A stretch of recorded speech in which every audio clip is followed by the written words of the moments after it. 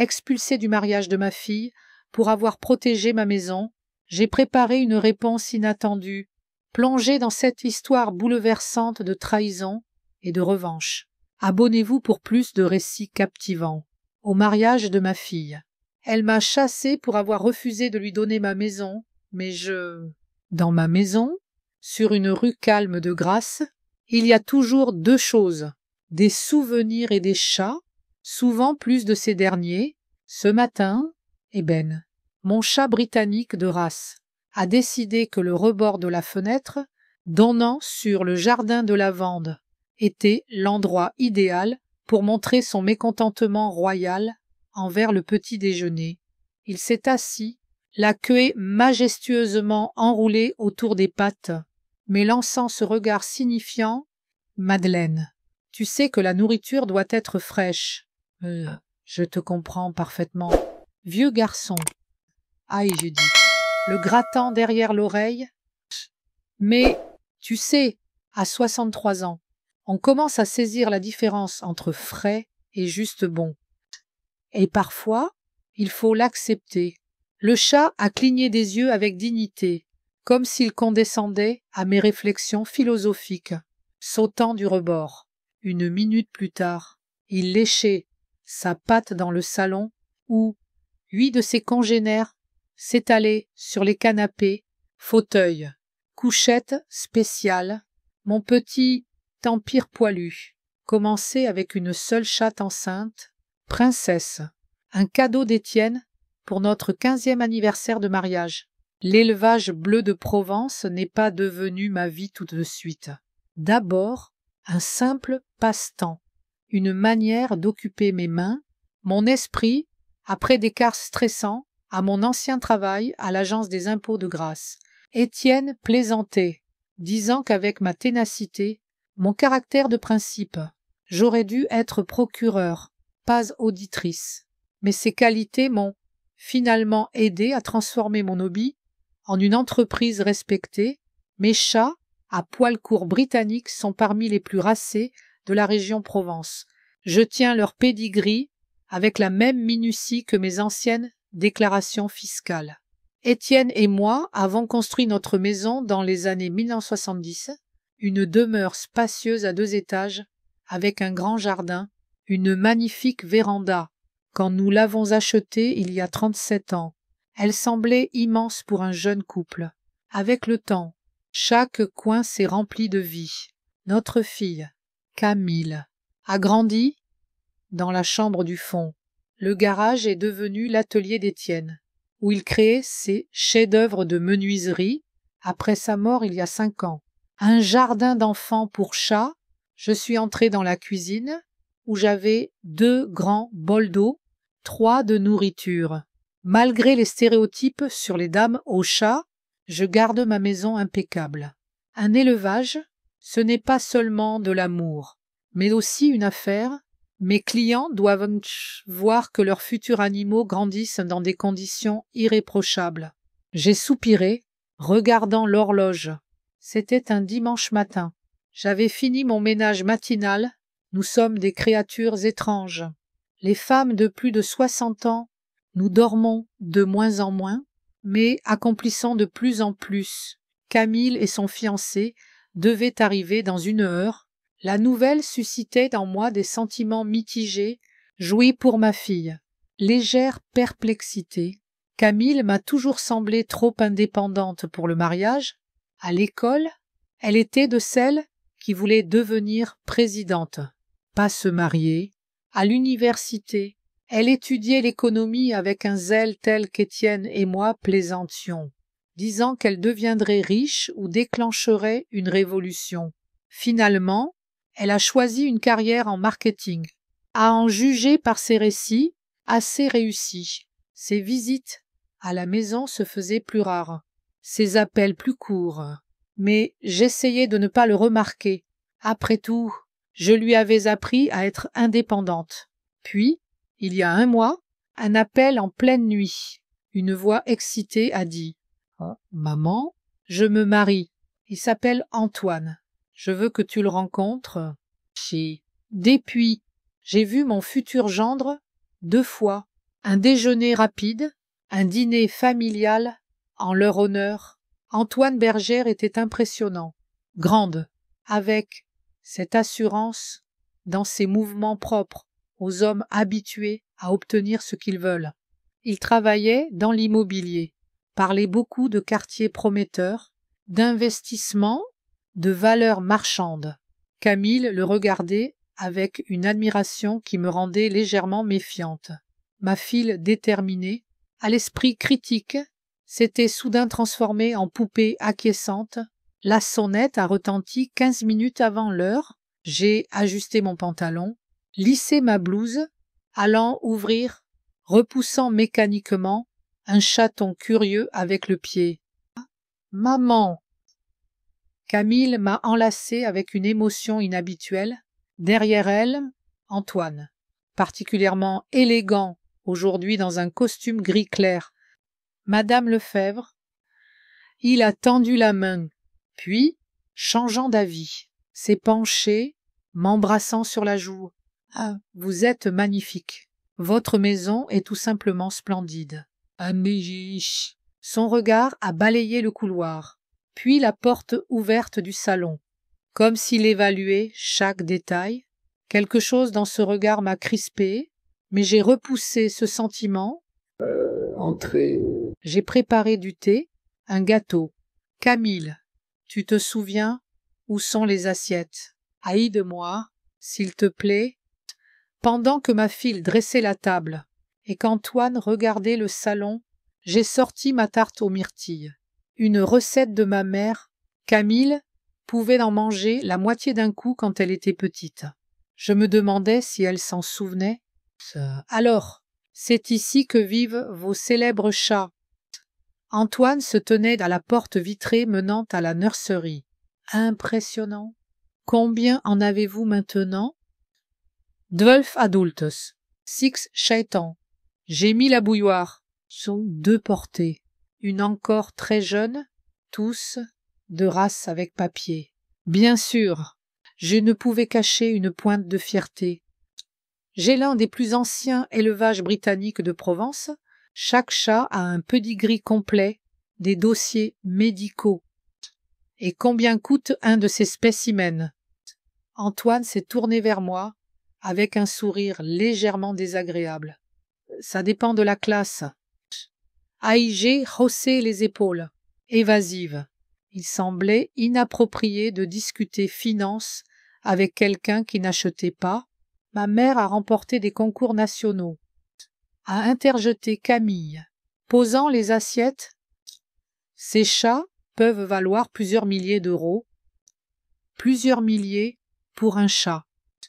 Antoine a sifflé. C'est incroyable. Nous nous sommes assis à table. La conversation a porté sur le mariage à venir.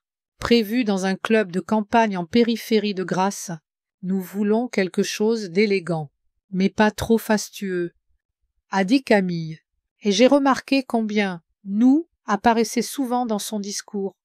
À environ 80 invités. Une cérémonie classique.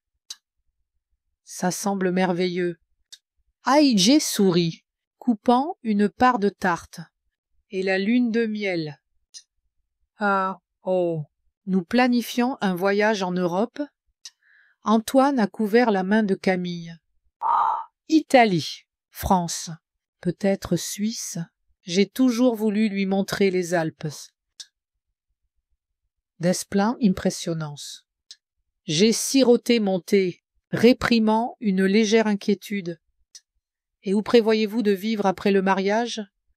Camille et Antoine en échangeaient un regard, comme s'ils avaient une conversation silencieuse.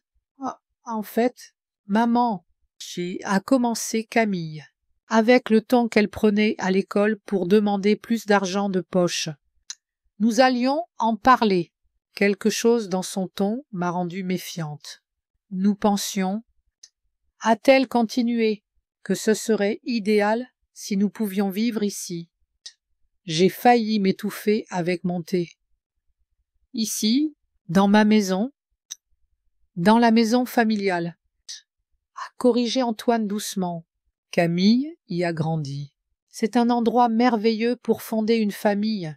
De plus, c'est déjà aménagé pour l'élevage, qui, soit dit en passant, pourrait être considérablement développé, a ajouté Camille. Avec mon expérience en marketing, les relations d'Antoine, nous pourrions porter l'élevage à un tout autre niveau. J'ai lentement posé ma tasse, essayant de digérer ce que j'avais entendu, et où suis-je censé m'intégrer dans ce plan? Maman? Camille m'a regardé, comme expliquant l'évidence. Tu as 63 ans. Cette maison est trop grande pour une personne. Tu pourrais trouver quelque chose de plus petit, plus confortable. Peut-être un appartement, au centre, plus près des magasins, des hôpitaux. J'ai haussé les sourcils. Je ne compte pas mourir de sitôt, si c'est ce que tu insinues. Personne ne parle de mort, a interjeté Antoine d'un ton apaisant. Mais il faut penser à l'avenir. Entretenir une si grande maison demande des efforts. De l'argent, de plus. Il a marqué une pause. L'immobilier est à son pic en ce moment. Cette maison vaut au moins 400 000 €. Voilà donc à quoi servait la question sur la valeur des chats. Il évaluait tous les actifs. Une sourde irritation montait en moi. Si ma maison n'est pas à vendre. AIG dit calmement, mais fermement, et je n'ai pas l'intention de déménager. Maman, Camille s'est penchée. Nous ne parlons pas de vendre, mais de nous la donner comme cadeau de mariage. J'ai regardé ma fille. Choquée, elle était sérieuse, totalement sérieuse. Ton père et moi avons économisé 10 ans pour cette maison. AIG dit lentement. Nous avons payé l'hypothèque 25 ans. Chaque coin de cet endroit porte nos souvenirs. C'est mon entreprise. Ma vie, et tu veux que je te la donne comme cadeau. Techniquement, ce serait un don, a interjeté Antoine.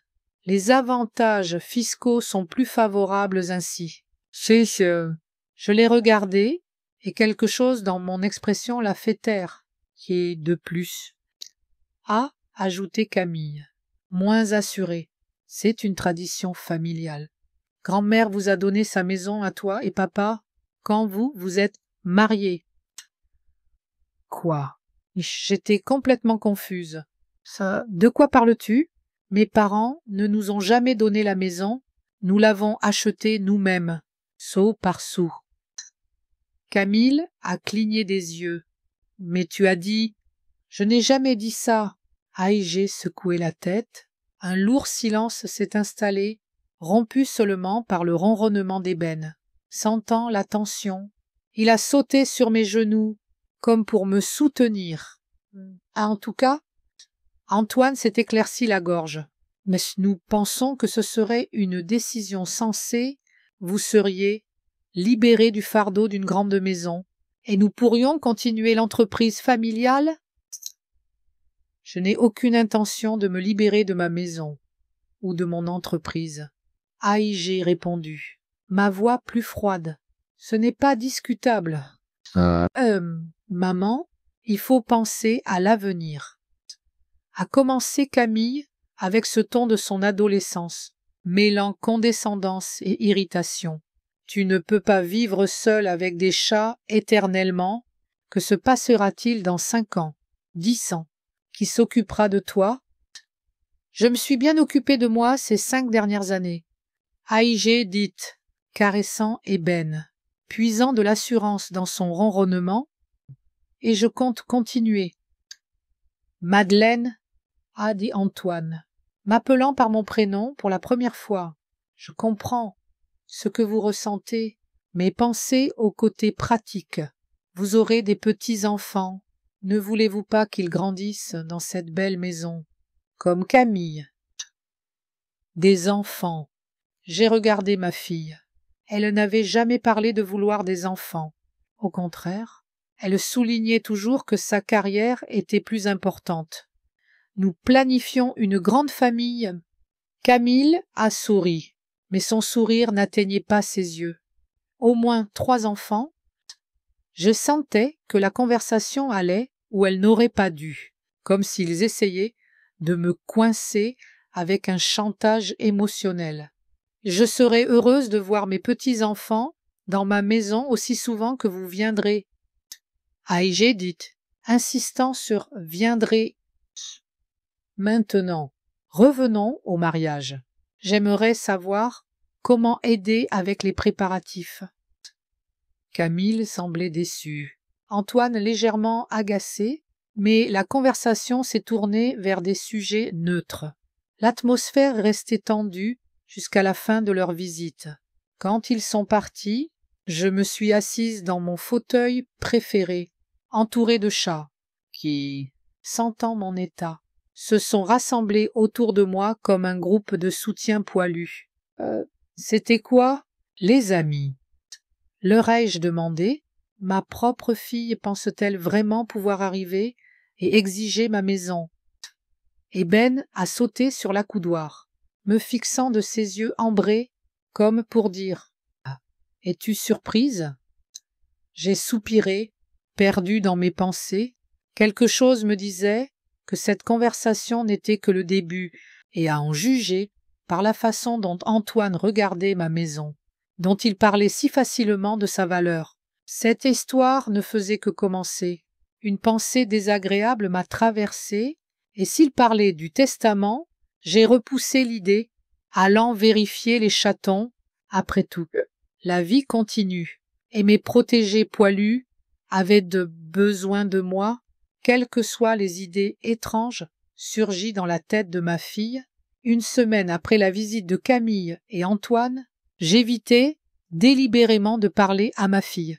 J'avais besoin de temps pour digérer leurs propositions inattendues qui, à dire vrai, ressemblaient plus à une exigence. Chaque fois que le téléphone sonnait, je ressentais une tension momentanée, mais je me forçais à répondre.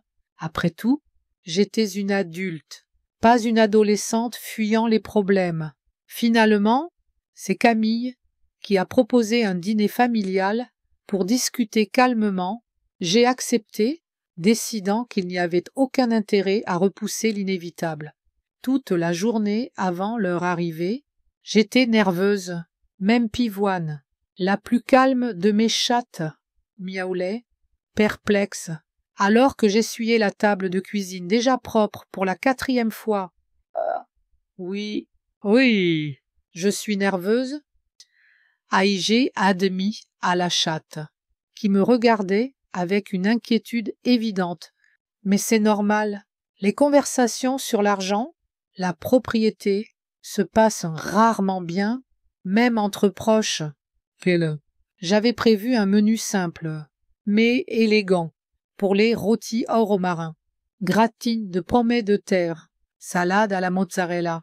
J'ai dressé la table dans la salle à manger, utilisée seulement pour les occasions spéciales, vaille scellée, familiale, couvert en argent, verres en cristal de ma grand-mère. Je voulais rappeler à Camille que cette maison n'était pas juste celle d'une vieille femme avec des chats, mais celle d'une femme avec une histoire, du goût, de la dignité. Ils sont arrivés à l'heure.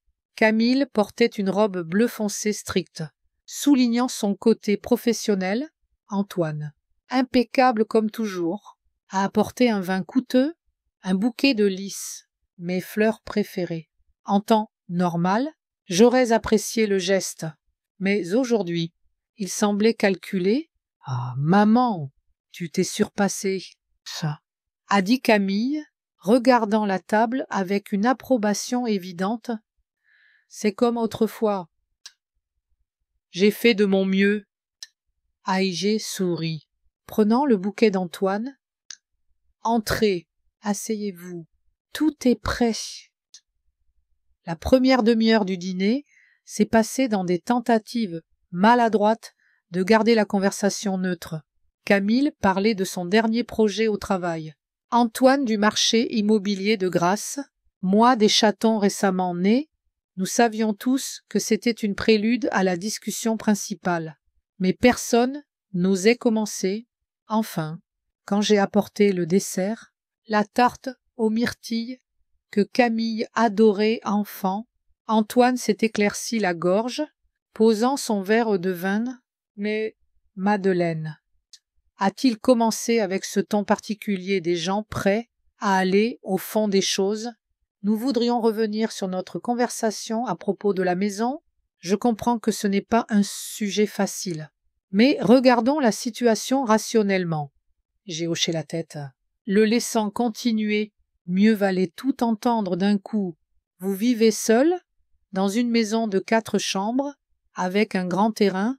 Entretenir une telle propriété demande beaucoup d'efforts, de frais.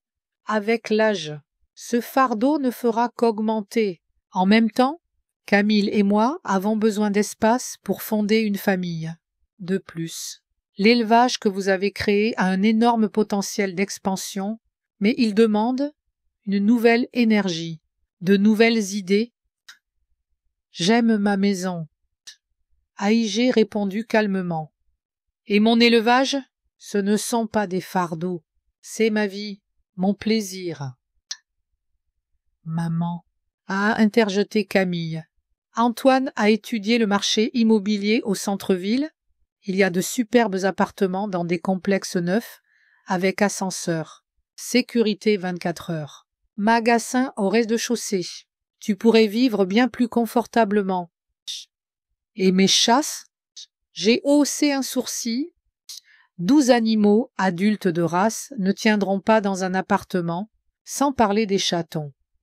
Camille et Antoine ont échangé un regard. Nous nous occuperons de l'élevage. Si, a dit Antoine, je suis même prêt à engager un éleveur professionnel pour les premiers mois, jusqu'à ce que nous nous installions. Votre entreprise continuera. Sous notre direction, dit-il. Je sentais une vague d'indignation monter. Il parlait de ma vie, de créatures dont je m'occupais depuis des années, comme s'il s'agissait d'actifs transférables par document. Mes chats ne peuvent pas être simplement transmis. Ma voix restait calme, mais avec une pointe d'acier. Ce sont des êtres vivants qui me connaissent, me font confiance. Je ne vais pas m'en séparer. Maman, tu es irrationnelle? Camille a secoué la tête. Les chats s'habitueront à un nouvel environnement. Ce sera bien plus facile, moins stressant pour toi. Plus facile pour qui, Camille? J'ai posé ma fourchette. Pour moi ou pour vous tous? Madeleine, a interjeté Antoine. Pensez au côté pratique. Dans quelques années, entretenir cette maison pourrait devenir trop lourd. Nous proposons une solution qui vous offrira un logement confortable pour le reste de votre vie, et la maison restera dans la famille. Avec le reste de votre vie. La phrase sonnait désagréablement à mes oreilles. Il planifiait déjà ma vieillesse, ma mort, divisant mes biens, tout cela sous couvert de sollicitude. J'apprécie votre inquiétude. J'ai dit, restant diplomate. Mais je répète, je n'ai pas l'intention de me séparer de ma maison ou de mes chats, c'est ma décision finale. Bon sang. Camille a soufflé, agacée. Maman, tu as toujours été têtue, mais là, tu vas trop loin. Nous t'offrons la solution parfaite, et tu ne veux même pas y réfléchir. C'est ma maison, Camille. J'ai dit, je n'ai pas à envisager de la donner. Tu ne pensais pas à nous. La voix de ma fille prenait ce ton géniard de son adolescence. Nous voulons fonder une famille. Nous avons besoin d'une maison. Si papa était là, il comprendrait. Il mettait toujours la famille en premier. Mentionnaire Étienne m'a fait tressaillir intérieurement. Camille savait que c'était un point sensible. Ne mêle pas ton père à ça. J'ai dit, ma voix s'adoucissant. Il n'aurait jamais approuvé ce que tu fais. Comment le saurais-tu? Camille a haussé la voix. Tu n'as aucune idée de ce qu'il aurait dit. J'ai vécu avec ton père 40 ans. J'ai les regardé dans les yeux. Je pense avoir une idée de ses opinions. Calmons-nous tous. Antoine a posé sa main sur l'épaule de Camille. Nous ne sommes pas venus pour nous disputer, mais pour trouver une solution. Madeleine, peut-être avez-vous besoin de temps pour réfléchir à notre offre. Nous ne vous pressons pas. Je n'ai pas besoin de temps. Aïgé secouait la tête. Ma réponse ne changera pas. D'accord. Antoine a hoché la tête avec ce sourire condescendant des gens sûrs d'obtenir gain de cause. Profitons du dîner maintenant. Nous y reviendrons plus tard. Le reste de la soirée s'est déroulé dans une tension palpable. Nous parlions du temps, de la dernière exposition au musée de Grasse, des projets d'aménagement de la ville, tout sauf de la maison, mais l'ombre de cette conversation pesait sur nous, comme un orage, prêt à éclater, quand ils se sont préparés à partir. Camille m'a enlacée, mais son étreinte était raide, mécanique. Réfléchis à ce que j'ai dit. Maman, a-t-elle murmuré. Ce serait mieux pour nous tous. Antoine, de son côté, m'a serré la main avec une politesse exagérée. Merci pour ce merveilleux dîner, Madeleine. Nous vous appellerons bientôt. Après leur départ, je me suis assise dans le salon, entourée de mes chats, qui semblaient sentir mon trouble. Pivoine s'est levé contre moi, tandis qu'Ébène montait la garde sur la coudoir. C'était quoi, ça, mes amis?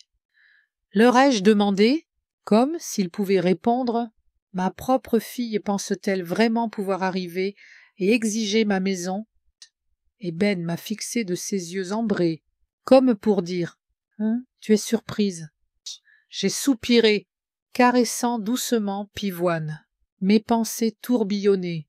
Quelque chose me disait que cette conversation n'était que le début, et à en juger par la façon dont Antoine scrutait chaque coin de la maison, calculant mentalement sa valeur. Cette histoire était loin d'être terminée.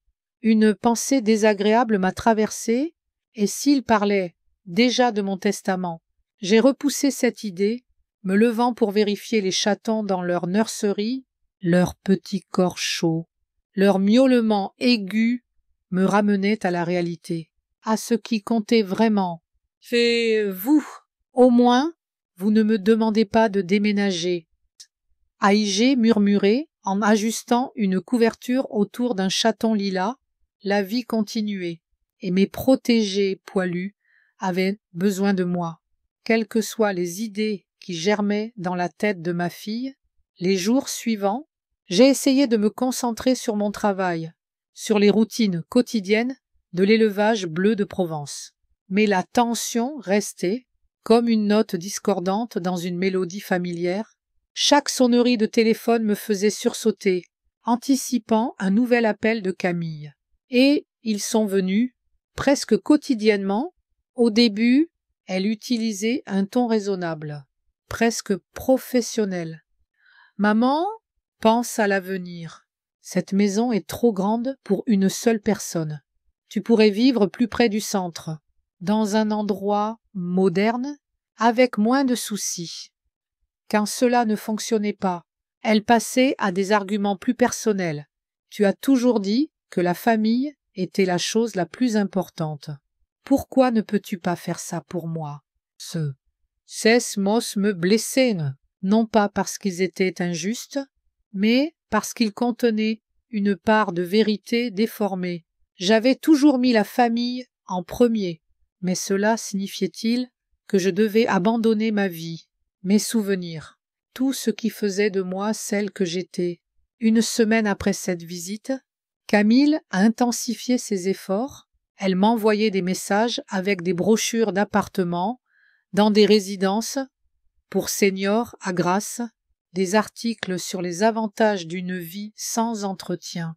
Antoine, de son côté, m'a appelé pour proposer une réunion avec un conseiller financier, juste pour discuter des options. Madeleine, sans engagement. A-t-il dit d'une voix mielleuse? Je l'ai poliment décliné, mais la pression montait Même mes amis, influencés par les récits de Camille, ont commencé à me contacter. Madeleine, m'a dit une vieille connaissance du marché. Pourquoi ne pas envisager un compromis? Ta fille a besoin d'un foyer. Et toi, tu mérites une vie plus simple. Mots, bien intentionné, me donnait l'impression d'être une vieille femme fragile, incapable de gérer sa propre vie. Un soir, après un appel particulièrement insistant de Camille, je me suis assise sur la véranda, un verre de vin rouge à la main, regardant les champs de lavande s'étendant au loin. Princesse, ma plus vieille chatte, dormait sur le coussin à côté de moi. Son souffle régulier apaisait mes nerfs. « Oh, qu'en penses-tu, vieille amie ?» Ai-je murmuré. « Suis-je folle de m'accrocher à cette maison ?»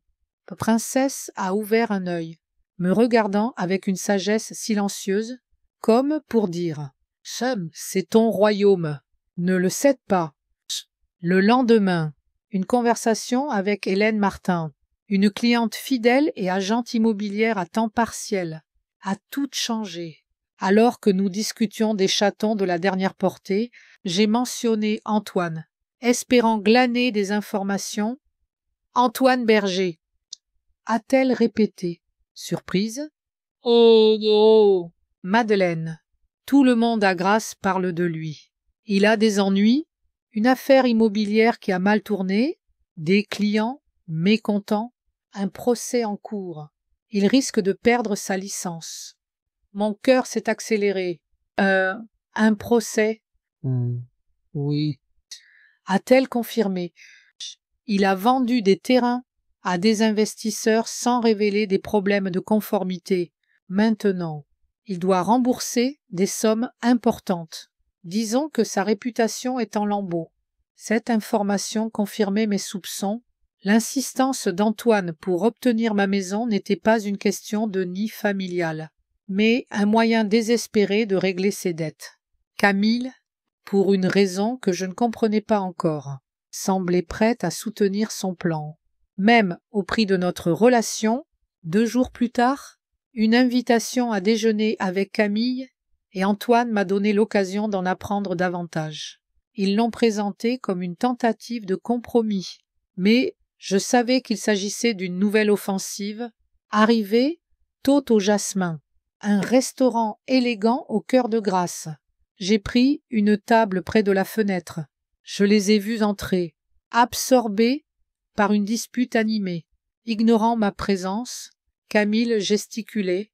Antoine semblait perdre patience. À un moment, il a saisi son bras, lui murmurant quelque chose avec une intensité qui m'a alarmée. Camille a hoché la tête, visiblement secoué, avant de se diriger vers les toilettes. Antoine, repérant enfin ma table, a affiché un sourire éclatant, comme si rien ne s'était passé. « Madeleine, vous êtes déjà là », a-t-il dit, s'asseyant avec une aisance étudiée. Camille arrive dans 1 minute. Elle se repoudre le nez. Je n'ai rien dit de la scène que j'avais observée, décidant de jouer le jeu. Tout va bien au travail. Antoine, ai-je demandé, feignant l'innocence. Son sourire s'est crispé un instant. Oh, très bien. Le marché immobilier est en plein essor. Beaucoup d'opportunités, a-t-il répondu. Un peu trop vite. Camille nous a rejoints, son visage encore marqué par la dispute. Mais elle a souri, jouant son rôle. Le déjeuner s'est déroulé dans une étrange danse de politesse. Ils évitaient soigneusement le sujet de la maison jusqu'au dessert, quand Antoine, avec une désinvolture calculée, a abordé le sujet. « Madeleine, j'ai repensé à notre conversation sur votre élevage. Savez-vous que les entreprises comme la vôtre peuvent se vendre à bon prix ?» Je n'ai pas l'intention de vendre, ai-je répondu, gardant un ton neutre. Mais je suis curieuse. À combien évaluez-vous Bleu de Provence? Antoine a hésité, puis a cité un chiffre. Environ 200 000 €, avec la maison, disons 650 000 au total, une somme qui assurerait une retraite confortable. Et où vivrais-je? A.I.G. demandé, jouant son jeu. Ah, oh, il y a de magnifiques appartements à Grasse, a-t-il répondu. Je pourrais vous aider à en trouver un. Et Camille pourrait gérer l'élevage. Camille a hoché la tête, mais son regard fuyait le mien. Et si je refuse? A.I.G. demandé, fixant Antoine. Eh bien, il a haussé les épaules. C'est votre choix, mais pensez à Camille, à votre future famille.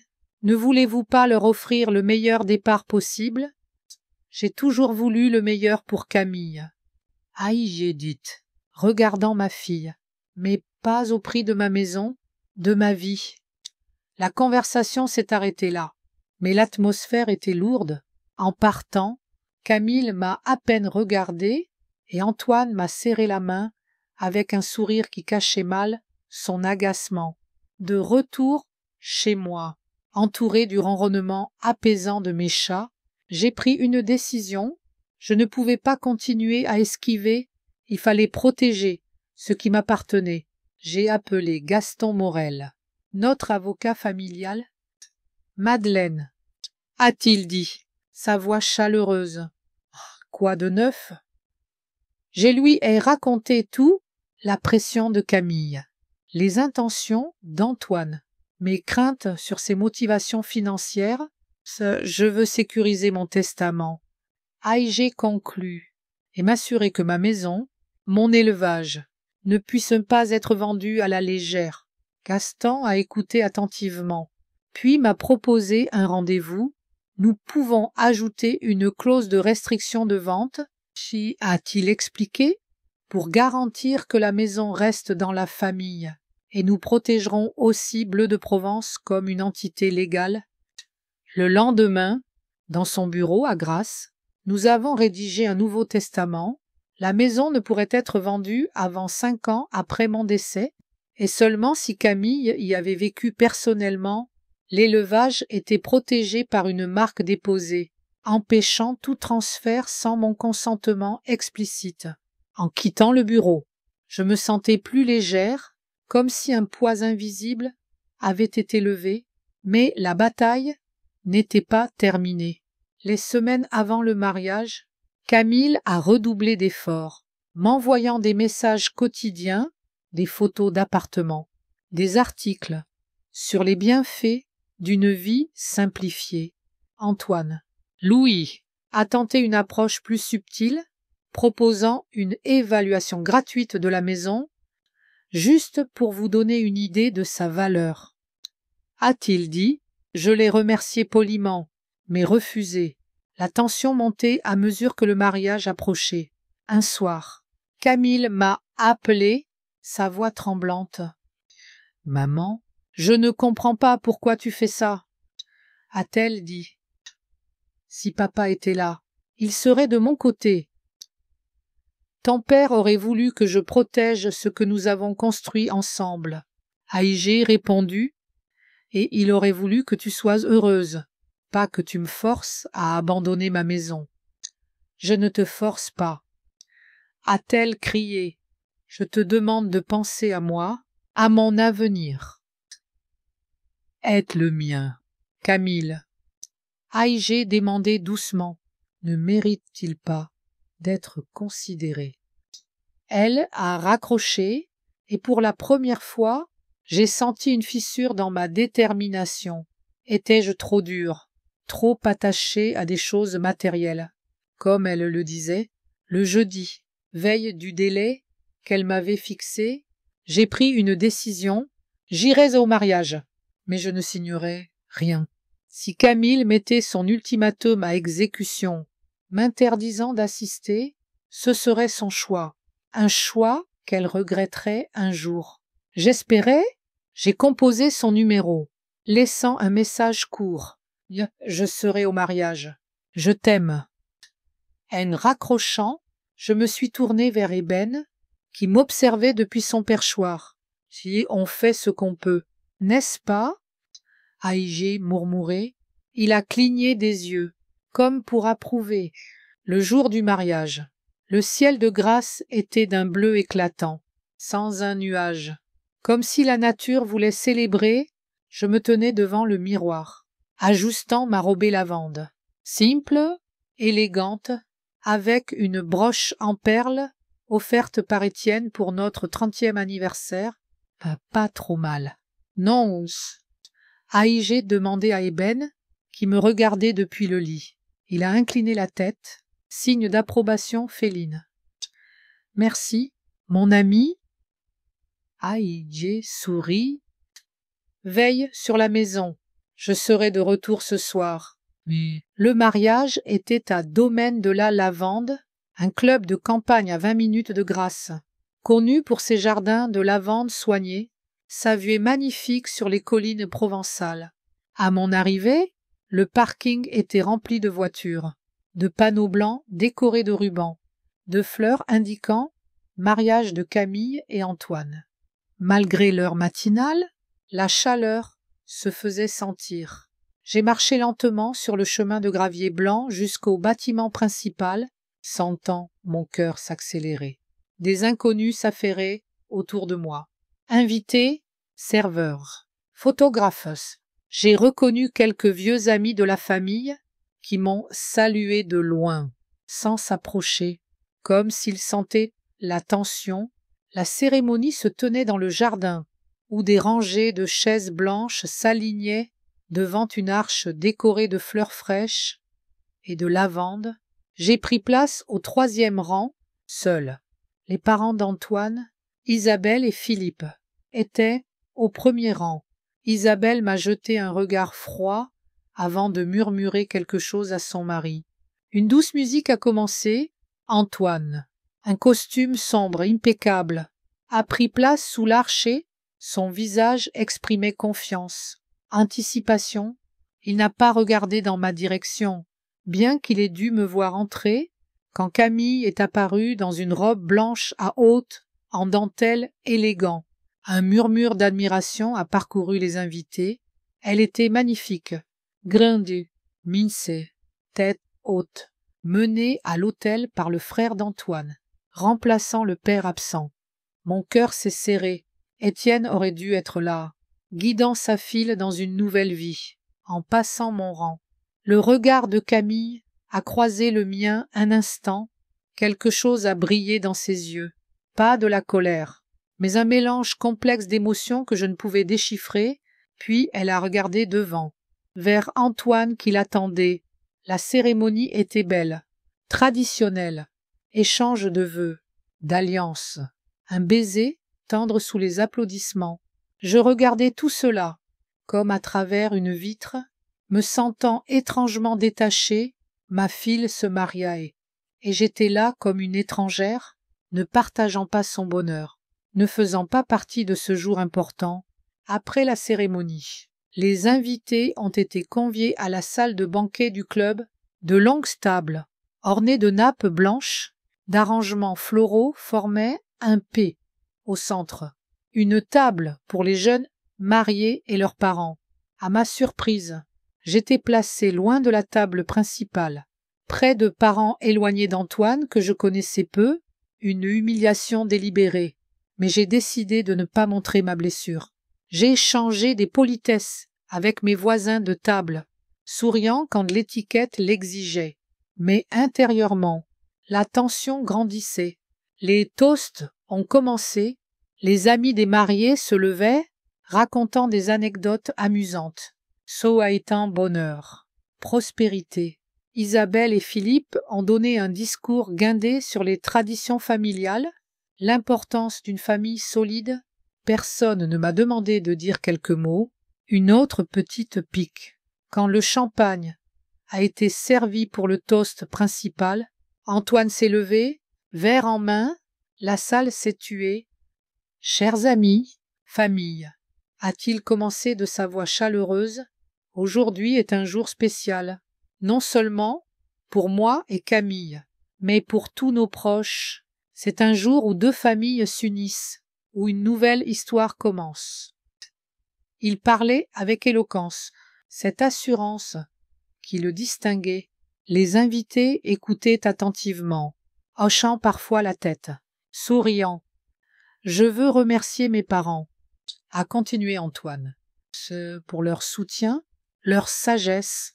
Vous avez toujours cru en moi, même quand je doutais, je vous en suis infiniment reconnaissant. Isabelle et Philippe ont hoché la tête, acceptant les louanges, puis Antoine s'est tourné vers moi. Je sentais mes entrailles se crisper. Bien sûr. A-t-il dit. Je veux exprimer ma gratitude spéciale à la mère de Camille, Madeleine, pour sa générosité, sa bonté.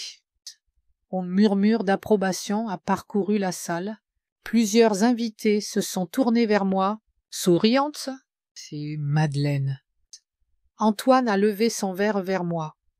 Votre cadeau de mariage est plus qu'un geste, en nous donnant votre maison familiale, où Camille a grandi. Vous nous offrez non seulement un toit, mais l'opportunité de perpétuer les traditions familiales, de créer un vrai foyer pour notre future famille. Le monde semblait s'arrêter.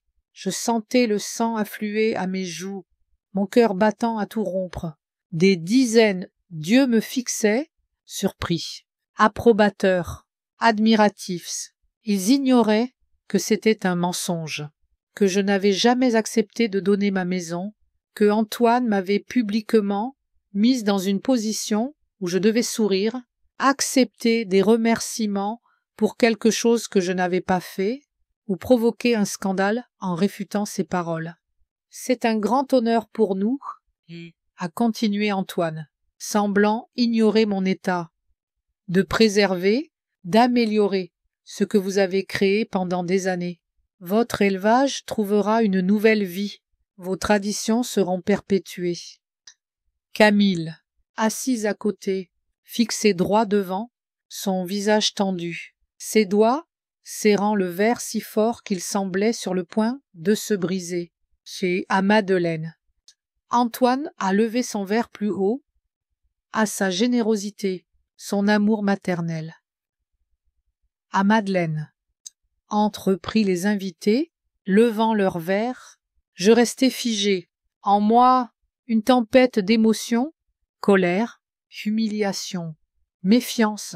Comment osait-il utiliser ce jour, ce moment, pour me coincer, me forcer à mentir, soutenir leur tromperie, ou faire une scène au mariage de ma fille? Comme dans un brouillard, j'ai vu Camille se lever, se diriger vers moi, tenant une chemise avec des documents, la même que j'avais refusé de signer. Les invités regardaient avec intérêt, ne comprenant pas la vraie signification de la scène. « Maman. » Camille s'est arrêtée près de moi, sa voix douce, mais d'acier. « As-tu oublié de signer les documents ? Ne t'inquiète pas. J'ai apporté des copies. Faisons-le maintenant, pour que tous partagent ce moment. » Elle a posé la chemise devant moi, me tendant un stylo, ses yeux froids, déterminés. Camille. Ahigée d'être si basse qu'elle seule pouvait entendre. Tu sais que je n'ai pas accepté de donner la maison. Pourquoi fais-tu ça maintenant devant tout le monde? Parce que tu ne m'as laissé aucun choix. A-t-elle répondu, son expression inchangée. Signe les papiers, maman. Tout le monde sait déjà pour ton généreux cadeau. Ne fais pas de scène à mon mariage. Madame Lefebvre, la voix d'Antoine a retenti. Alors qu'il s'approchait, se tenant près de sa femme, peut-être avez-vous besoin d'aide. Le langage juridique peut être compliqué. Je peux expliquer ce que vous signez. Il parlait assez fort pour que les invités proches l'entendent. Son ton condescendant, son sourire paternaliste, conçu pour me faire passer pour une vieille femme confuse, ne comprenant pas ce qui se passait. Je l'ai regardé, puis Camille. Et soudain, j'ai ressenti une étrange sérénité. Ils m'avaient acculé, pensant que je n'oserais pas leur tenir tête en public, que l'amour maternel, la peur du jugement, me ferait obéir. Mais il y a des choses plus importantes que la peur du scandale, des principes qu'on ne peut compromettre, même pour les proches. Lentement, avec dignité, je me suis levée, les invités murmuraient, à proximité, ne comprenant pas la raison du retard. Camille et Antoine se tenaient face à moi, leurs visages exprimant impatience. Triomphe caché. Je voudrais dire quelques mots. Aïgé est assez fort pour attirer l'attention de la salle. Les conversations se sont tuées. Tous les yeux se sont tournés vers moi. Maman a sifflé Camille. Ne fais pas ça. Signe. Je l'ai ignoré. Continuons. Je dois clarifier la situation. Contrairement à ce qui vient d'être dit, je n'ai pas donné ma maison aux jeunes mariés. Je n'ai jamais accepté de transférer ma propriété. Un murmuré surpris a parcouru la salle. Antoine a fait un pas, son visage tordu par une colère mal dissimulée. Madeleine, vous avez dû oublier notre conversation. Sa voix restait douce, mais ses yeux brillaient de colère. Nous en avons discuté il y a quelques semaines. Vous avez accepté de donner la maison à Camille comme cadeau de mariage. C'est un mensonge. Aïgé dit calmement, mais fermement. J'ai refusé à plusieurs reprises un tel geste généreux. Et vous le savez très bien, tous les deux, ce qui se passe maintenant est une tentative de me forcer publiquement à faire quelque chose dont je ne suis pas d'accord. Le visage de Camille a pâli. De rage ou de honte, je ne pouvais le dire. Elle m'a saisi le bras, essayant de m'éloigner. « Ah, maman, tu gâches tout. Arrête. » Sa voix tremblait de tension, mais j'ai doucement libéré ma main. Me tournant vers les invités, je pense que vous méritez tous de connaître la vérité. Ces derniers mois, Camille et Antoine m'ont pressé de leur donner ma maison, mon élevage, quand j'ai refusé, menaces, manipulations ont suivi, y compris un ultimatum de ne pas venir au mariage si je ne signais pas les papiers. Les invités ont commencé à murmurer, certains visiblement choqués, du coin de l'œil. J'ai vu Isabelle et Philippe échanger des regards inquiets. « Pourquoi êtes-vous si insistant ?» Aïgé continuait, sentant ma détermination grandir. Ce n'est pas une question de tradition familiale ou de nid, c'est une question d'argent. Antoine fait face à de sérieux problèmes financiers. J'ai appris qu'il avait des difficultés au travail à cause d'une mauvaise affaire immobilière. C'est de la diffamation, a exclamé Antoine, son visage déformé par la colère. Je ne vous laisserai pas répandre des mensonges sur mon entreprise. Diffamation. J'ai haussé un sourcil. Alors expliquez pourquoi, lors de notre conversation au restaurant, vous avez mentionné vouloir déménager à Lyon après avoir obtenu la maison. Pourquoi avez-vous parlé de vendre mon élevage comme si c'était acquis? J'aime ma fille. Ma voix s'est adoucie. Je l'ai toujours soutenue, voulu son bonheur, mais je ne peux me taire quand je la vois utilisée. Je ne peux donner la maison construite avec l'amour, le travail acharné de mon défunt mari et moi, à quelqu'un qui prévoit de la vendre immédiatement, sans considérer sa vraie valeur. Camille, figée comme paralysée, a soudain avancé, son visage déformé par la rage, sa voix tremblante d'émotion contenue. « Ah, assez !» a-t-elle crié. « Arrête de me faire honte le jour de mon mariage. Tu as toujours été ainsi, froide, égoïste. C'était toujours tes chats, ta maison, tes règles qui comptaient plus que moi. » Camille. J'ai essayé de toucher sa main doucement, mais elle a reculé comme d'une flamme. « Ne me touche pas. » Sa voix s'est brisée en un cri. « Tu as commencé ça. Tu devais juste signer les papiers. Ce n'est qu'une maison. Mais non, il était plus important pour toi de prouver que tu avais raison, de m'humilier devant tout le monde. » La salle était silencieuse. Les invités nous fixaient, ne sachant comment réagir à ce tournant inattendu au milieu d'une célébration. Ça, je n'ai jamais voulu t'humilier. Aïe, j'ai dit doucement. Je voulais te protéger, moi aussi. Protéger? Camille a ri amèrement. De quoi? D'un mariage heureux, de ta propre maison, d'un homme qui m'utilise pour résoudre ses problèmes financiers. Aïe, j'ai dit, regardant Antoine, qui se tenait à l'écart, se demandant comment sortir de la situation avec le moins de dégâts. Camille a suivi mon regard. Un instant, le doute a brillé dans ses yeux, vite remplacé par une nouvelle vague de colère. « Sors », a-t-elle dit doucement, mais clairement. « Sors de mon mariage. Tu n'es plus ma mère. Ça, donc. » Ces mots m'ont frappé comme un coup physique. Je sentais quelque chose se briser en moi, le lien qui existait entre nous depuis que je l'avais tenu, nouveau-né, mais même à travers la douleur, je ressentais une étrange sérénité. J'avais fait ce que je devais. J'avais dit la vérité. Si c'est ta décision, je l'accepte. Aïe, j'ai dit, regardant ma fille dans les yeux. Mais sache ceci, je t'aimerai toujours. Ma porte te sera toujours ouverte, à toi seul.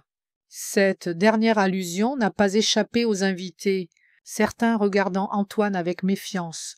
Je me suis lentement levée, ramassant mon sac, mon châle, laissant mon verre de champagne intact, me dirigeant vers la sortie. La salle s'est écartée comme la mer Rouge. Personne n'osait parler. Bien que je voyais sur leur visage des émotions variées, condamnation, sympathie. En partant, j'entendais le chaos éclater derrière. Quelqu'un demandait des explications à Antoine. Un verre s'est brisé. Isabelle criait quelque chose sur un malentendu, mais la voix la plus forte était celle de Camille, criant que le mariage continuait, que tout allait bien, que sa mère avait perdu la tête. Je ne me suis pas retournée. Un ciel bleu clair m'a accueilli en sortant de la salle étouffante. Chaque pas sur le chemin de gravier m'éloignait du scandale que j'avais involontairement provoqué. Me rapprocher de la maison, pour laquelle j'avais payé un prix si élevé, refuge des seules créatures qui m'acceptaient tel que j'étais. Mes chats magnifiques, fierces, indépendants. Décembre à Grasse était enneigé, une fine couverture blanche recouvrait mon jardin, le faisant ressembler à un décor de conte féerique de la fenêtre de la cuisine. Je regardais les dernières feuilles, tourbillonner dans le vent, tombant sur la neige, devenant partie du paysage hivernal. 3 mois s'étaient écoulés depuis ce jour fatidique où ma vie s'était divisée en avant et après. 3 mois sans un mot de Camille. Les premières semaines après le scandale du mariage, j'attendais un appel, un message de ma fille. Chaque sonnerie faisait bondir mon cœur, mais c'étaient des clients s'enquérant des chatons ou Gaston. Mon avocat prenant de mes nouvelles. Pas un mot de Camille. Des informations sur ce qui s'était passé après mon départ me parvenaient par bribes, via des connaissances communes. Marie-Claire, mon amie qui avait pris le parti de Camille, a appelé une semaine après, sa voix gênée, coupable. Madeleine, je ne sais pas quoi dire. J'avais tort. A-t-elle commencé sans préambule? Ce qui s'est passé au mariage, tout le monde était sous le choc. Que s'est-il passé exactement? Ai-je demandé, gardant une voix neutre. Après ton départ, c'était le chaos total. Marie-Claire a soupiré. Certains invités ont questionné Antoine sur sa situation financière. Quelqu'un a même évoqué son projet immobilier raté. Ses parents ont essayé d'arranger les choses. Mais trop tard. Beaucoup d'invités sont partis, invoquant des affaires urgentes. La cérémonie était pratiquement ruinée. Hans et Camille. Ma voix tremblait. Malgré mes efforts, elle était dévastée. Marie-Claire a marqué une pause. D'abord, elle a prétendu que tout allait bien, que le mariage continuait. Mais quand presque la moitié des invités sont partis, Elle s'est effondrée, elle a crié sur tout le monde, y compris Antoine. C'était dur à regarder. Plus tard, j'ai appris d'autres invités que Camille et Antoine avaient échangé leurs vœux ce jour-là, malgré le scandale. Le mariage a eu lieu, bien que pas comme prévu. La lune de miel. En Europe aussi, une amie travaillant dans une agence de voyage a confirmé qu'ils étaient partis en Italie comme prévu. Mais quelque chose me disait que le voyage n'avait pas été sans nuages. Le premier mois, j'ai essayé d'appeler Camille plusieurs fois. Son téléphone était éteint ou elle ne répondait pas. J'ai laissé des messages, de plus en plus courts, formels. Parler dans le vide semblait inutile. À la fin du 2e mois, j'ai décidé de faire un pas plus sérieux. Après réflexion, consultation avec Gaston, j'ai préparé des documents pour un don partiel, non de ma maison, mais d'une somme importante pour aider Camille à verser un acompte sur son propre logement. Un compromis que je pouvais faire en toute bonne conscience. J'ai envoyé une lettre à Camille par courrier classique, sachant qu'elle ignorerait probablement un courriel. Dans la lettre, j'expliquais brièvement mon offre, exprimant mon espoir de réconciliation, sans excuse. Je ne pensais pas lui en devoir pour avoir protégé ma maison moi-même, mais une main tendue à travers le gouffre qui s'était formé entre nous. Une semaine plus tard, un samedi matin, alors que je finissais de nettoyer la pièce des chatons, la sonnette a retenti. Je n'attendais ni invité ni client. Le son m'a surprise. En approchant de la porte, j'ai vu une silhouette familière à travers le panneau vitré. Mon cœur a bondi. Camille, j'ai ouvert, essayant de ne pas montrer mon excitation. Ma fille se tenait sur le seuil, enveloppée dans un manteau bleu foncé, le visage émacié, des cernes sous les yeux. Ses cheveux, d'habitude parfaitement coiffés, tirés en une queue de cheval négligée. Elle semblait plus âgée, plus vulnérable que dans mon souvenir le jour de son mariage. Ça, Camille. Aïgé dit doucement. Entre, s'il te plaît, il fait froid dehors. Elle a franchi le seuil avec réticence, comme si elle entrait dans une maison étrange, potentiellement dangereuse. Pas l'endroit où elle avait passé toute son enfance. J'ai reçu ta lettre. A-t-elle dit, sans préambule, la voix froide. J'ai décidé de répondre en personne. Viens au salon. Ai-je proposé. J'allais faire du thé. Non, merci, a dit Camille, brusque. Je ne resterai pas longtemps. Sache, nous sommes allés au salon, où Eben, mon vieux chat de race, sommeillait dans son fauteuil préféré. À notre entrée, il a ouvert les yeux, évaluant la situation, semblant décider d'ignorer l'invité inattendu, se rendormant. Camille est restée debout, bien que je lui ai fait signe de s'asseoir. Elle a sorti l'enveloppe familière, ma lettre et une autre chemise de son sac. Ton offre. A-t-elle commencé? Est une insulte après tout ce qui s'est passé? Tu penses pouvoir m'acheter avec un peu d'argent? Camille, ce n'est pas un pot de vin. Ai-je essayé de dire calmement? C'est une tentative d'aide.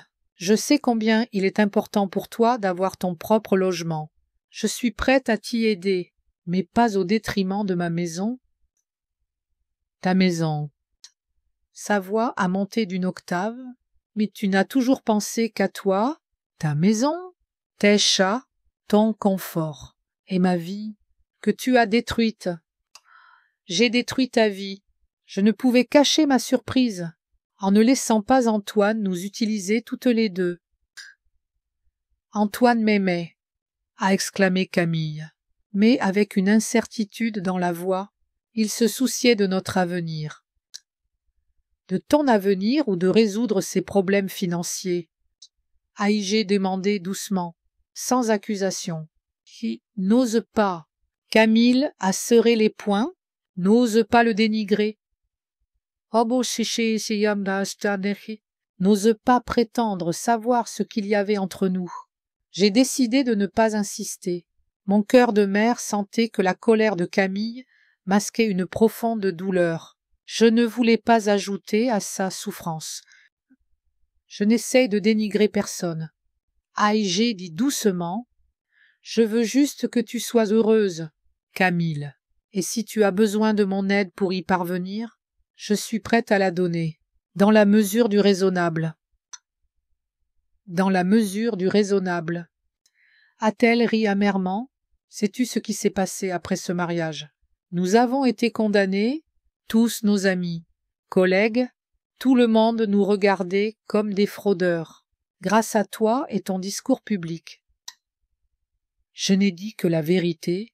Camille, j'ai fait un pas vers elle, mais elle a reculé. Je ne pouvais laisser Antoine mentir à tous sur mon prétendu cadeau généreux. Tu aurais pu jouer le jeu, a-t-elle exclamé, pour moi, pour mon bonheur.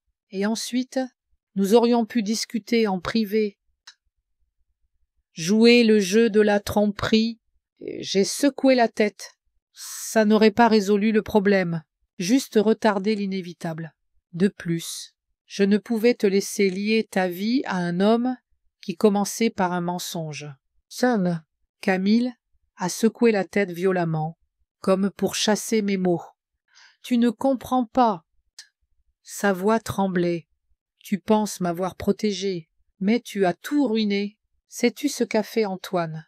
À son retour d'Italie, il a fait ses valises, il est parti, disant qu'il ne pouvait pas être avec une femme dont la mère menaçait sa réputation, son entreprise. Voilà ce qui s'était passé.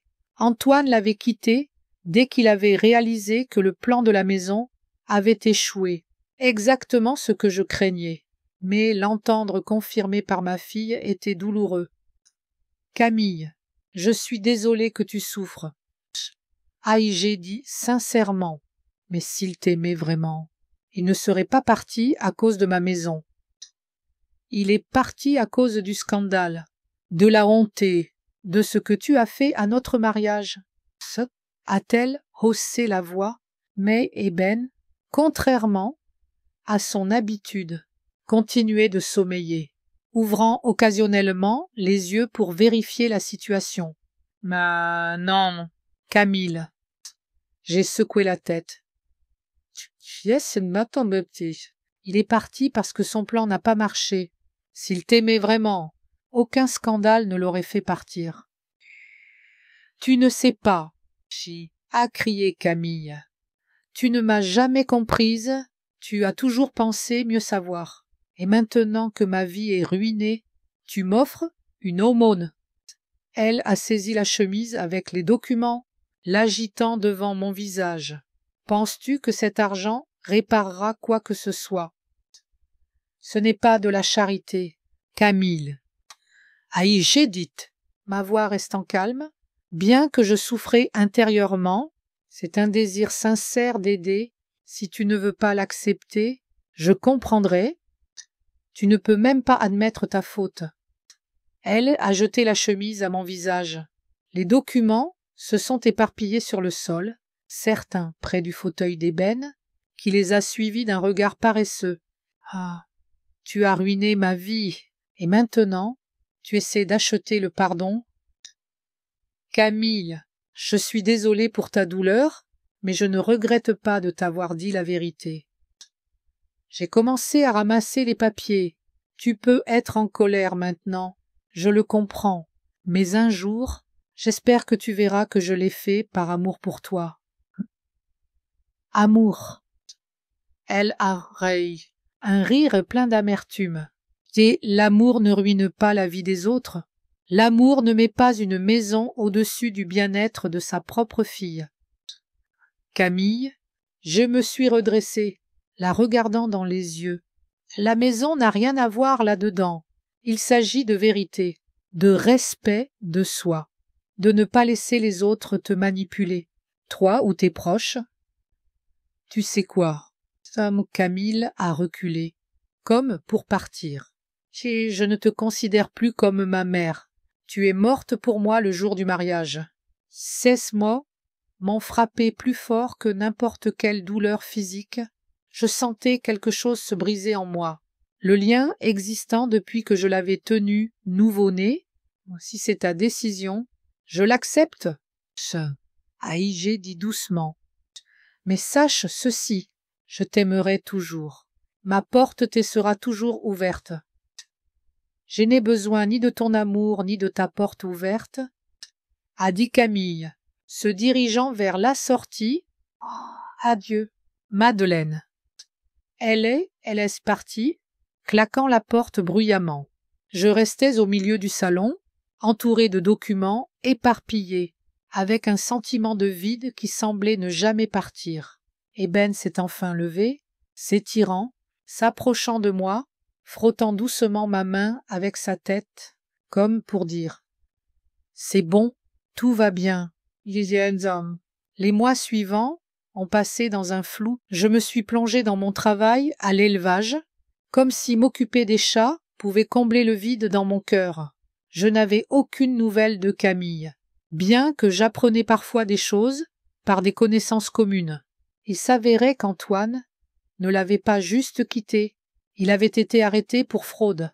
Ses problèmes financiers étaient bien plus graves que je ne l'imaginais. La maison qu'il avait si avidement demandée était probablement son dernier espoir de rembourser ses créanciers avant que tout n'éclate. Plusieurs fois, j'ai été tenté d'appeler ma fille, de lui offrir mon soutien dans cette période difficile, mais quelque chose m'arrêtait. Les derniers mots de Camille. « Tu es morte pour moi » résonnaient encore dans ma tête. Peut-être valait-il mieux lui donner du temps. Si elle voulait réparer notre relation, elle savait où me trouver. Le printemps est arrivé tôt à Grasse, début mars. La neige avait presque fondu. Les premiers crocus commençaient à pointer dans mon jardin. Un de ces jours, j'étais assise sur la véranda dans un fauteuil en osier, profitant du soleil inhabituellement chaud à côté de moi. Un petit panier en osier avec 3 chatons nouveau-nés de couleur lilas rare. Un vrai trésor pour mon élevage. Eben, encore plus attaché à moi ces derniers mois, était couché à mes pieds, levant parfois la tête pour vérifier ses petits. Ces chatons étaient ses derniers enfants. À son âge, j'avais décidé qu'il était temps de le mettre en retraite. Bien mérité. En regardant les petites frimousses des chatons, je ne pouvais m'empêcher de penser à l'étrangeté de la vie. Il y a quelques mois, je me demandais si mes principes valaient de rompre avec ma seule fille. Plus d'une fois, je me réveillais la nuit, tourmenté par le doute d'avoir fait le bon choix en ne cédant pas pour la paix familiale. Mais maintenant, assis ici, entouré de mes animaux dans une maison pleine de souvenirs, je réalisais que je n'aurais pas pu agir autrement. On ne peut construire le bonheur sur un fondement de mensonges, de manipulation. On ne peut maintenir le respect de soi en cédant au chantage, même familial. On ne peut vraiment aider ceux qu'on aime en cautionnant leurs erreurs. Le prix payé était énorme. La perte de ma fille. Une blessure qui ne guérira peut-être jamais complètement, mais je ne pouvais m'imaginer vivre dans un petit appartement, abandonnant ma carrière, regardant la maison construite avec l'amour de Étienne et moi vendue pour payer les dettes d'un autre. Le bruit discret du gravier sous les pneus m'a tiré de ma rêverie. Une voiture inconnue s'arrêtait devant la maison. Eben a instantanément levé la tête, ses oreilles tournées vers le son. Une femme est sortie, même de loin. Je l'ai reconnue, Camille. Elle semblait différente, perdue et plus mince, le visage pâle. Elle s'est arrêtée près de la voiture quelques secondes, comme pour rassembler son courage, puis a lentement avancé vers la maison. À cet instant, Eben s'est transformé, le chat calme, flegmatique, qui accueillait les invités avec une indifférence royale, est devenu effrayant. Il a bondi, les poils de son cou dressés, sa queue gonflée à une taille incroyable. Un grognement guttural bas s'échappant de sa gorge, faisant dresser les poils de ma nuque. Eben, que se passe-t-il? J'ai essayé de le calmer, mais il ne m'a pas écouté, ses yeux fixés sur Camille, approchant. Camille a gravi les marches de la véranda, s'arrêtant à quelques pas, son regard passant craintivement au chat sifflant. Maman, a-t-elle dit doucement. J'ai besoin de te parler. Eben a avancé de quelques pas, son corps tendu comme un ressort, ses pupilles dilatées, transformant ses yeux en abîmes noirs bordés d'une fine bande d'ambre. Il a émis un autre son menaçant, entre sifflements et grognements, faisant dresser les poils de ma nuque. Je n'avais jamais vu ça. Comme si mon animal s'était transformé en prédateur sauvage prêt à attaquer. Qu'est-ce qui lui prend? Camille a reculé, visiblement effrayé. Il a toujours été si calme. C'est la première fois que je le vois ainsi. Aïe, j'ai admis, aussi surprise qu'elle. J'ai essayé de contourner Eben pour atteindre Camille, mais il s'est immédiatement repositionné entre nous. Eben, c'est bon, c'est Camille. Mais le chat continuait de siffler, sa queue battant de côté, signe d'extrême agitation. Quand Camille a tenté de s'approcher, il a arqué le dos, émettant un son si féroce qu'elle a reculé. « Maman, je voulais te dire. » A-t-elle essayé, gardant les yeux sur le chat. « Antoine a été arrêté. Tu avais raison sur lui. Il m'a utilisé pour obtenir ta maison. » Ici. Eben restait entre nous, ne laissant pas Camille approcher, son comportement si inhabituel que je me demandais s'il percevait quelque chose au-delà de l'humain. Ah, Camille, je sais pour Antoine. Et aïe, j'ai dit, sans essayer de contourner le chat, sachant que cela augmenterait son agitation. Je suis désolée que tu aies dû traverser ça. J'ai besoin de ton aide. Maman, a-t-elle dit, la voix pleine de désespoir. Il ne me reste rien. Antoine a tout pris. Je pensais pouvoir rester ici jusqu'à ce que je me remette sur pied. Eben, comme comprenant chaque mot, a émis un autre grognement menaçant, avançant vers Camille, la forçant à reculer vers les marches. Je ne peux même pas m'approcher à cause de cette bête, a-t-elle ri nerveusement. Même ton chat ne veut pas de moi ici. J'ai regardé la scène, comprenant de plus en plus Eben, mon fidèle compagnon de ces dernières années, celui qui était là quand je pleurais la nuit sur la perte de ma fille, celui qui semblait comprendre mes sentiments mieux que quiconque, me protégeait maintenant, non d'une menace physique, mais de la douleur émotionnelle que le retour de Camille pourrait apporter. Ça, Camille, Aïgé dit lentement, sans calmer le chat. La dernière fois, tu as dit que j'étais morte pour toi. Tu as jeté les documents que j'avais préparés pour t'aider. Tu as rejeté mon amour, mon soutien. Et maintenant, tu reviens, juste parce que tu n'as nulle part où aller. Son visage s'est tordu. Mélange de honte, de colère. Je pensais que tu serais heureuse de mon retour, que tu voulais reconstruire notre relation. Et j'ai le vœu, Camille, de tout mon cœur. Aïe, j'ai dit, disant la vérité. Mais pas comme ça. Pas quand tu reviens seulement parce que tu as besoin d'un endroit où rester. Notre relation doit être basée sur le respect mutuel, l'amour, pas sur le besoin. Et Ben, comme approuvant mes mots, s'est légèrement détendu, restant sur ses gardes. Donc, tu ne me laisses pas entrer. La voix de Camille semblait incrédule. Après tout ce que tu as dit sur ta porte toujours ouverte, mes portes te sont toujours ouvertes, Camille. J'ai confirmé ça, mais pas aux conditions que tu proposes. Pas quand tu reviens seulement parce que tu n'as nulle part ailleurs. Je peux t'aider à trouver un logement, te soutenir financièrement. Les documents que tu as rejetés sont toujours valides, mais je ne me laisserai pas utiliser, même par ma propre fille.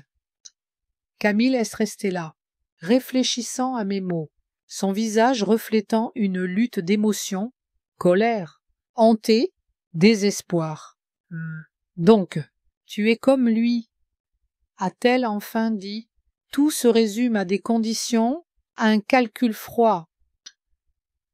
Non, Camille. J'ai secoué la tête.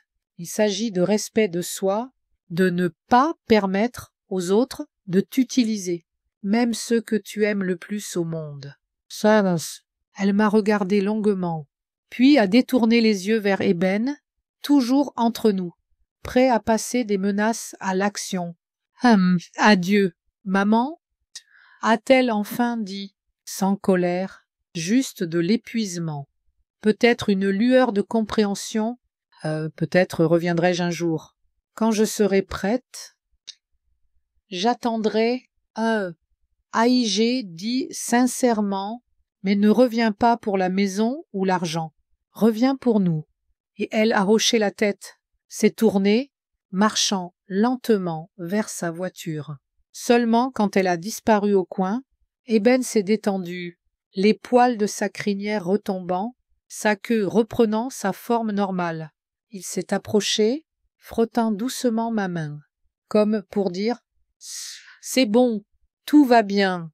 Je me suis agenouillée près de lui, enlaçant son cou, sentant les larmes monter, non seulement à cause de ce nouvel adieu à ma fille, mais aussi pour l'incroyable loyauté de cette créature que beaucoup considéraient comme un simple animal. « Merci, mon ami », Aïgé murmurait, caressant sa tête. « Tu as vu ce que je n'aurais peut-être pas remarqué ?» Mon matin tranquille a été interrompu par un couinement amical du panier. Les chatons s'étaient réveillés, réclamant bruyamment leur repas, même si leur propriétaire souffrait. Ils s'agitaient, rampant les uns sur les autres, leurs petites bouches s'ouvrant, leur miaulement si fin, perçant, qu'il était impossible de les ignorer, Eben, passant instantanément de protecteur à père attentionné, m'a regardé expressivement, ses yeux ambrés semblant dire « Mère, qu'attendons-nous? Nourrissons les petits. » Il s'est étiré, se dirigeant vers la porte, jetant des regards pour s'assurer que je suivais. La vie continuait avec ses besoins terrestres, ses petites joies, et dans cette simplicité, il y avait une force de guérison propre. Quelques semaines plus tard, alors que le printemps s'installait pleinement à Grasse, les champs de lavande commençaient à reverdir, promettant une nouvelle saison de floraison. Je recevais des nouvelles indirectes de Camille par Marie-Claire, qui m'avait appelé pour s'excuser à nouveau. Elle a loué un petit appartement en ville, m'a-t-elle dit. Elle travaille beaucoup, semble vouloir repartir des zéros. Et Antoine? Ai-je demandé. Si aucune nouvelle. Ça, a répondu Marie-Claire. Après son arrestation, il a quitté la région, probablement pour éviter les créanciers. Cette nouvelle m'a apporté un étrange mélange de soulagement et de tristesse, soulagement que Camille soit libérée de cet homme, tristesse qu'elle ait dû traverser une telle épreuve pour s'en rendre compte. Je n'ai pas cherché à la contacter, pas encore. Je savais qu'elle avait besoin de temps pour guérir, pour se retrouver, tout comme j'avais eu besoin de temps pour accepter la douleur de notre rupture. Un après-midi, alors que je nourrissais les chatons dans la nurserie, la sonnette a retenti à nouveau. Eben, toujours vigilant, a levé la tête, mais cette fois, il n'a pas grogné, seulement observé avec curiosité.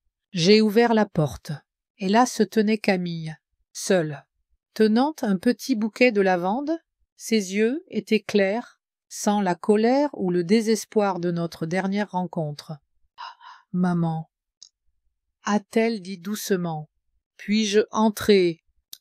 Eben l'a regardée, puis s'est détournée, comme s'il jugeait qu'elle ne représentait plus une menace. Bien sûr, a-t-il répondu, ouvrant grand la porte. Viens, je vais faire du thé. Nous sommes assises dans le salon, Le bouquet de lavande est posé sur la table entre nous, un symbole fragile de paix. « Ah, je suis venue m'excuser. » a-t-elle commencé, sa voix tremblante mais sincère, pour tout, pour t'avoir fait du mal, pour t'avoir accusé, pour avoir cru Antoine au lieu de toi. Je l'ai écouté, le cœur battant, sentant les murs que j'avais érigés commencer à s'effriter. J'ai été aveuglée. A-t-elle continué? Par lui, par l'idée d'un avenir parfait, mais j'ai vu maintenant qui il était, et je vois aussi tout ce que tu as fait pour moi. Camille, j'ai dit doucement, prenant sa main, je t'ai toujours aimé, même dans les moments les plus sombres. Mais l'amour ne signifie pas céder à tout. Parfois, il s'agit de tenir bon pour protéger ce qui compte. Elle a hoché la tête, des larmes roulant sur ses joues. Je sais, maman, et je veux reconstruire ce que nous avions.